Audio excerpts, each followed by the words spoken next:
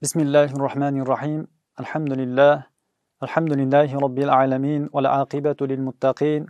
Wassalatu wassalamu ala rasulihi Muhammadi wa ala alihi wa ashabihi ajma'in. Amma ba'd. Assalamu alaykum wa rahmatullahi ta'ala wa barakatuh.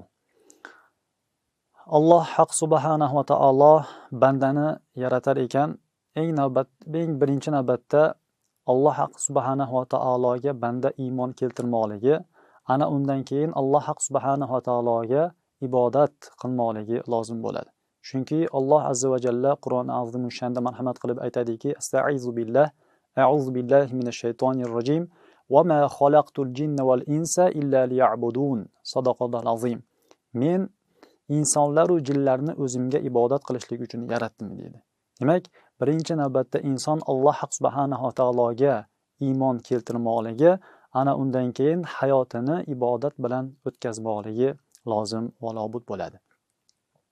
Banda har qancha ibodat qilsa-da, lekin aqidasi buzuq bo'ladigan bo'lsa, aqidasi to'g'ri bo'lmaydigan bo'lsa, uning qilgan ibodatlari, chekkan riyozatlarining hargiz foydasi tegmaydi. Bu borada Sufi Oliyar bobomiz Sabotul Ojizinda quyidagi baytni keltiradilar.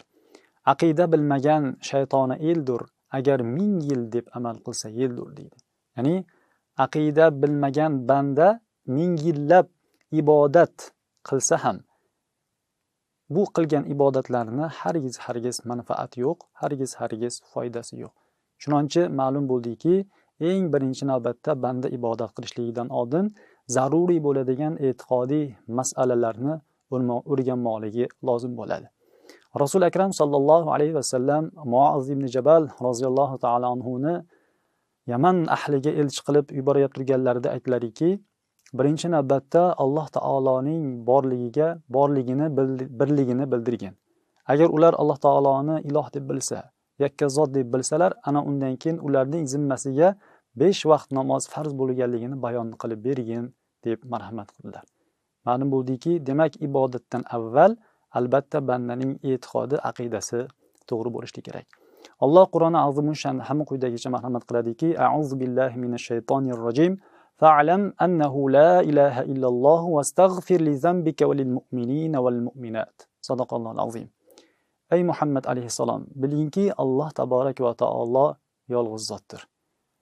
Alloh taborak va taolo birligini bilgin va o'zing va mu'min musulmonlarning gunohlariga istig'for aytgin deydi.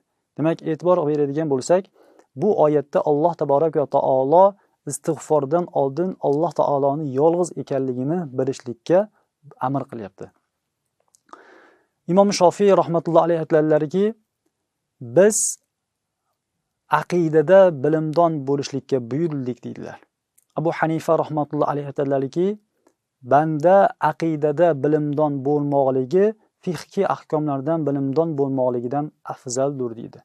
Dar haqiqat banda fiqhiy ahkomlarda har qancha bilimdon bo'lsa-da, lekin aqidasi buzuq bo'ladigan bo'lsa, aqidasi tuzuk bo'lmaydigan bo'lsa, bu olgan bilimlarini, qilgan amallarni hargiz foydasi bilinmaydi. Alloh taborak va taologa hamd va sanolar bo'lsinki, yurtimizda o'zimizni sof ahli sunna val jamoa e'tiqodiga moslab yozilgan, Imom Maturidiy hazratlari tartibga solgan ahli sunna val jamoa e'tiqodiga mos yozilgan adabiyotlar tarjima qilinib, aqidamizni o'rganishligimiz uchun, aqidamizni to'g'ri yo'lga, sof aqidani bilishligimiz uchun hamma sharoitlar yaratib berilgan. Bizdan faqat shu yozilingan kitoblarni, tarjima qilingan kitoblarni o'qib, qo'limizga olib, mutolaa qilib aqidamizni to'g'ri qilsak bas kifoya. Alloh subhanahu va taolo barchalarimizni to'g'ri aqidada yurmoqligimizni, adashib ketishligidan, turli xil toifalarga bo'linib ketishligidan Alloh haq subhanahu va taolo barchalarimizni o'z panoh ismatida asrasin. Assalomu alaykum va rahmatullohi ta'ala va barakatuh.